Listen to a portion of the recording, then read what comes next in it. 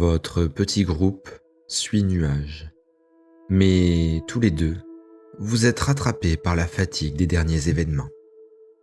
Le marais vous semble interminable. Pendant qu'on marche, je pense que je vais prendre la main de Kylie et lui glisser dans le creux de sa paume son clou. Et aller le chercher. Qu'est-ce que tu faisais avec un... Pourquoi tu travailles avec un clou? Ça m'a servi, mais c'est absurde. C'est mon clou fétiche. Et là, je soulève mes cheveux et je lui montre le tatouage en haut de mon cou que je me suis fait. C'est un clou. Maintenant, je peux te le montrer. Quoi? Mais qu'est-ce qui t'a pris de faire ça? T'as intérêt à rien dire parce que sinon, je vais tout cafeter aux parents. Mais pourquoi je leur ai raconté ça enfin? Parce que, je sais pas. Maintenant, je suis sûre, mais jamais avant, j'aurais pu te le montrer. Tu fais ce que tu veux de ton corps, mais j'ai rien à dire. Mais pourquoi un clou? C'est mon clou fétiche. Tu sais, c'est évident pour moi. C'est ton choix, tu fais ce que tu veux, j'ai rien à dire. Si seulement les parents pouvaient réagir comme ça. Tu sais, je m'arrête et je le regarde en mode... Pourquoi t'as parlé d'eux? Tu les as invoqués? Je commence à rire nerveusement et je regarde si c'est des messages ou des appels. Et je vois plus de 40 appels manqués. Bon, un de plus. On les appellera demain matin. On va mettre 40 minutes pour rentrer, tu le sais ça. Mais on va pas rentrer ce soir. On va voir Shaman. Je crois que Nuage est pas de cet avis, hein. Il nous ramène à la forêt là. Nuage, t'as une réponse de chaman pour ces petits insectes bleus? Les salauds. À l'instant, il me dit qu'ils ont disparu depuis 1 heure environ. Il est très content que vous ayez récupéré votre ami. Il me donne comme directive de vous ramener à la forêt. Tu lui as dit pour le reste des totems? Oui, je lui ai transmis les données et il en est très attristé. Tu lui racontes pas ce qu'on a fait au robot. Hein. Nuage. Tu lui dis pas. Oupsie. On n'avait pas le choix. Dis-lui qu'on n'avait pas le choix. On est désolé d'avoir dû faire ça, mais... Ils nous ont attaqué en premier. Il me dit qu'il comprend. Je crois. Il comprend rien du tout, c'est sûr. C'est bien, Nuage, d'essayer d'apprendre à mentir, mais c'est pas ça encore. Vous pourrez m'apprendre. Je suis toujours à la recherche de nouvelles choses. Mais je suis pas la meilleure non plus. Vous le faites pourtant très bien avec votre contact, maman. Non. T'inquiète pas que la raclée qu'on va se prendre, elle va suffire à prouver que je sais pas mentir. C'est pas le mot fort, hein. Regarde dans quel pétrin on est fourré. On sait pas mentir dans la famille, c'est bien connu. Erreur. Je ne comprends pas. Qu'est-ce qu'une famille? C'est... Bah, nous deux, on est une famille. On fait partie de la même famille. Les vagabonds, c'est une famille. C'est ta famille. Tu comptes sur eux et ils comptent sur toi. Je comprends l'information. Tu vas repartir après, Nuage? Il le faudra. Ils ont besoin de moi dans ma famille. Mais j'aimerais beaucoup vous revoir. Vous êtes un peu comme des amis. Je vais lui faire une tape sur le dos. Bah, tu sais, on dit que les amis, c'est comme une deuxième famille, hein. Enfin, une famille d'adoption. Les amis, c'est la famille que tu choisis. Dans ce cas, je suis heureux de faire partie de votre deuxième famille. Exactement. On n'aura qu'à se revoir, à la lisière de la forêt. Ce serait avec plaisir. T'as un moyen de nous contacter? Ou qu'on puisse te contacter? Vous avez des téléphones? Nous n'avons pas besoin de ces appareils entre nous. Mais je peux vous envoyer un message sur vos cellulaires. Et nous, on pourrait t'envoyer un message en retour? Je pourrais modifier votre appareil pour... Alors on attend ton message. Alors que vous marchez, la lisière de la forêt apparaît au loin. Ce simple aperçu suffit à raviver votre énergie. Sans un mot, vous accélérez le pas, parcourant les derniers kilomètres. Lorsque vous atteignez enfin la première rangée d'arbres, Nuage dépose Noah avec une infime précaution contre un tronc noueux. Il se redresse, puis tend la main vers vous. Vos appareils de communication, je vous prie. Je vais les enregistrer pour que nous puissions nous revoir. Vous lui tendez vos téléphones, et dans un mouvement fluide, une fine prise métallique surgit de sa paume et vient se connecter à vos appareils. Vos écrans s'allument, et après quelques instants, il retire son bras. Bien, maintenant, je vais vous laisser. Prenez soin de vous, amis. Toi aussi, Nuage. Toi aussi, Nuage. Juste avant qu'il s'en aille, je vais lui faire une accolade. On te remerciera jamais assez pour ce que t'as fait. Tu aurais presque l'impression de discerner un léger sourire lumineux sur le visage de Nuage. Au revoir. Puis, il s'enfonce de nouveau dans les marais. Brandon, aidé de ta sœur et de Liv, vous soulevez Noah. Bon, je vais vous raccompagner en ville. Vous savez où on est? Oui, je reconnais, on n'est plus très loin. Est-ce qu'on va à l'hôpital? Vaut mieux, ouais, parce que les parents... Je pense pas que ça le dérange de nous accompagner jusqu'à l'hôpital, du coup. Ça ne me dérange pas. J'ai une voiture à aller chercher de toute manière pour rentrer chez moi. Je vous raccompagne. Mais qu'est-ce qu'on va dire?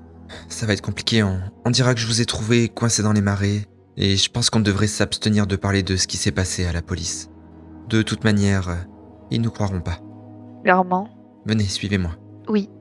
On te suit. Vous reprenez la marche, mais vos pas se font de plus en plus lourds. Kylie, tes jambes tremblent sous l'épuisement. Tu n'as pas l'habitude de marcher aussi longtemps, encore moins après ce que vous venez de vivre. Mais au loin, des lueurs apparaissent. Les lampadaires de la ville viennent de s'allumer. L'air commence à être plus frais et l'odeur est plus saine. Après quelques minutes, vous pénétrez dans les rues de la ville. Certains habitants posent leur regard sur vous. Certains sont furtifs mais d'autres insistants. Vos vêtements déchirés et couverts de boue attirent l'attention. Puis, après 15 minutes aérées dans la ville, l'hôpital se dresse devant vous. Bonjour, excusez-moi, mais j'ai trouvé ces enfants sortant des marais. Ils se sont perdus là-bas et ils sont tombés dans les tourbières. Ça fait 2 jours qu'ils sont là-bas, ils m'ont dit. D'accord, les enfants, vous allez me suivre, on va vous examiner. Allez, posez votre ami sur le lit. Toi, jeune fille, tu vas dans la pièce à côté et toi dans la pièce en face. Un médecin va arriver. On vous place dans 2 boxes séparées. Un médecin vient vous voir dans vos pièces respectives. Il prend vos noms et vous pose les questions usuelles. Ensuite, Kylie, on te fait des examens médicaux en tout genre, mais tout semble aller pour le mieux. On te donne des affaires de rechange et on te demande d'attendre dans la pièce. Le médecin part en laissant la porte ouverte. Brandon, quant à toi, on regarde ton bras et ta cheville. Il s'en est fallu de peu pour que les 2 se cassent. Tu dois au moins reposer ton bras pendant 1 semaine avant de faire quoi que ce soit. Après ça, on te fait une batterie d'examens usuels à toi aussi. J'attends un peu dans le stress. Tout retombe là d'un coup et je sais pas trop ce qui va se passer. Et aussi, j'essaie de voir si je peux apercevoir Noah par la fenêtre de sa chambre. Tu ne vois rien. Et alors que tu te penches une énième fois pour essayer d'apercevoir depuis ton box Noah, une voix résonne dans le couloir. Elle est familière. C'est celle de ta mère. Bonjour, je suis la mère de Kylie Harlow et de Brandon Harlow. Vous m'avez appelé, où sont mes enfants? Oui, c'est ce box. Je me tourne dos à la vitre. Mais je fais comme si on était en train de m'occulter dos à la vitre. Je fais genre je suis trop mal. Elle entre à toute vitesse dans la pièce. Tu te retournes et ta mère te prend dans ses bras. Kylie! Mais vous étiez où? Tu sais, je pleure en même temps et je lui dis c'est compliqué. C'est rien, on en reparlera à la maison, tout va bien? Brandon, au même moment, tu sors de ton box et ta mère se précipite aussi vers toi. Maman, mon épaule! Fais attention! Oh, Brandon, pardon, ça va mon chéri? Qu'est-ce qui s'est passé? Comment dire? On s'est juste égaré. Pourquoi vous n'avez pas essayé de m'appeler? Écoutez, on va rentrer à la maison, c'est fini, d'accord? Ça captait très très mal. On s'est perdu, c'était affreux. Noah, Ne t'inquiète pas, j'ai vu ses parents, ils sont arrivés. non, on le laisse pas avec ses parents. Il va pas très bien. Oui, ils m'ont dit qu'il y a eu quelques soucis avec lui, mais c'est réglé de ce que j'ai compris. Non, c'est pas réglé. Kylie, s'il te plaît, tu vas pas faire une scène maintenant.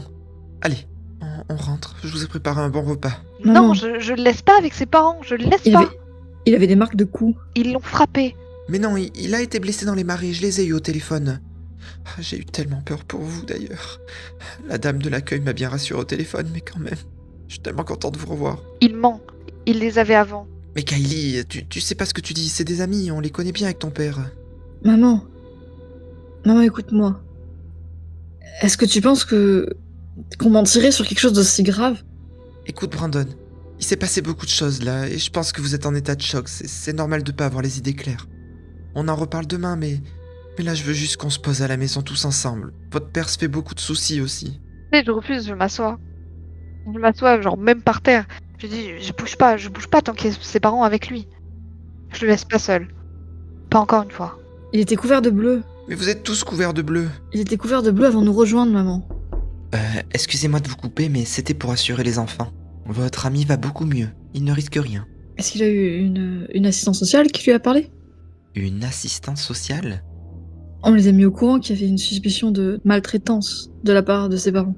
Normalement, il y a une assistante sociale qui a appelé pour ce genre de choses. On lui en a parlé, mais il a dit qu'il s'était mal réceptionné dans les marécages. Mais qu'est-ce qu'il raconte? Il ment. C'est pas comme ça que ça s'est passé. C'est ce qu'il a dit, je ne peux pas... Et vous savez très bien qu'un enfant qui se fait frapper, il va pas dénoncer ses parents. Réfléchissez. Pas pour rien qu'on tire l'alarme. C'est pas la première fois. Et là, il était évanoui. Il s'en est évanoui. Écoutez, je peux noter ce que vous dites, mais ce sera votre témoignage contre le sien. Je ne peux rien faire de plus. On peut le voir. Il est avec ses parents. Il faut être de la famille pour aller voir un patient, désolé. Donc là, vous allez laisser un enfant rejoindre ses agresseurs, clairement. Et en plus de ça, vous refusez que nous, on intervienne. L'infirmière devant vous est très mal à l'aise. Vous n'êtes que des enfants, je ne peux noter que vos dires. Une enquête sera peut-être ouverte, mais là... Et imaginez si jamais ça se reproduit et qu'il soit blessé plus gravement. Écoutez, je vais faire mon possible, mais... Vous êtes bien infirmière, vous avez juré d'aider votre prochain. Bah, c'est dans la loi, on peut pas faire ça. Brandon, ça suffit. Tu vois bien que tu l'embêtes, là. Une porte au fond du couloir s'ouvre. Noah sort, suivi de son père, qui lui tient fermement le dos. Il paraît un peu honteux, fuyant votre regard. Je l'appelle. Noah! Il ne réagit pas. Tu as juste l'impression que sa tête penche de gauche à droite, comme pour te signaler d'arrêter. Allez, vous l'avez vu, il va bien, il faut qu'on rentre. Il faut pas le laisser partir. Je l'appelle une dernière fois. Noah, tu vas vraiment partir comme ça? Même pas un au revoir. Il referme la porte derrière lui et se retourne. Un sourire large mais artificiel accroché à son visage. Ses yeux, pourtant, racontent une toute autre histoire. Il est clairement nerveux. D'un geste discret, il lève la main en guise d'adieu, mais ce n'est pas ce qui attire votre attention. Sur ses lèvres, à peine murmurée, une simple phrase se dessine. Merci. Puis, sans un mot de plus, il se détourne et s'éloigne vers le parking. Sa silhouette s'effaçant peu à peu dans l'obscurité.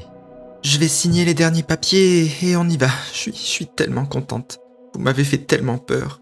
Plus jamais ça. Je pense que cette nuit, je vais pas beaucoup dormir. Ouais, moi non plus. Je regarde Brandon d'un air entendu et je lui fais bon bah, rentrons, hein, tant pis. Ouais, on garde un œil quand même. Mais papa, de être inquiet, on en parlera plus tard. Encore merci de m'avoir appelé. Oh, de rien, pas de souci. Après quelques minutes, vous entrez dans la voiture de votre mère. Elle est folle de joie et vous parle du repas qu'elle a fait pour fêter ça. Mais vous pensez à Noah et ses yeux remplis de crainte. Vous êtes la tête dans les nuages quand vous arrivez à votre maison. À peine vous ouvrez la porte que votre père en larmes vient à son tour vous serrer dans ses bras. La table est mise et après une bonne douche, vous passez un repas en famille. La nuit engloutit peu à peu la ville. Les lumières s'éteignent une par une. Pourtant, dans l'obscurité, un éclat persiste.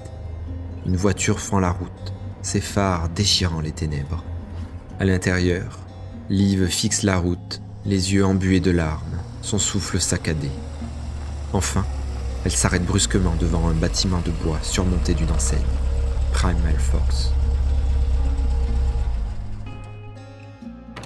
À peine la porte franchie, ses jambes flanchent. Son corps glisse contre le battant et elle s'effondre, recroquevillée, secouée de sanglots incontrôlables. Puis quelque chose la dérange. Une sensation étrange, un frisson sur sa peau. Lentement, elle relève la tête, fixant la fenêtre. Et alors, sorti de nulle part, un insecte mécanique au reflet vert se pose délicatement sur le rebord. Liv écarquille les yeux, une lueur de terreur traversant son regard.